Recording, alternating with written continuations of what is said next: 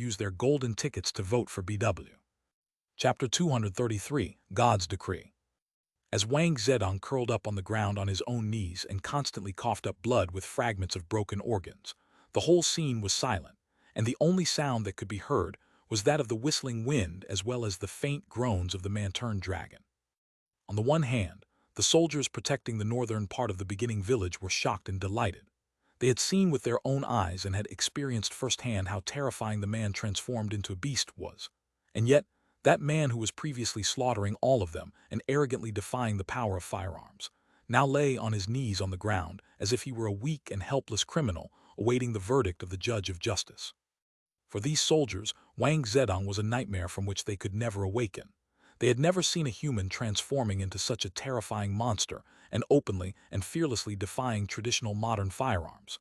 However, when the young man appeared, the arrogant Wang Zedong could not even withstand a single strike. As Bai Zemin had his back to them, the soldiers did not know that this young man was actually the main leader of the village.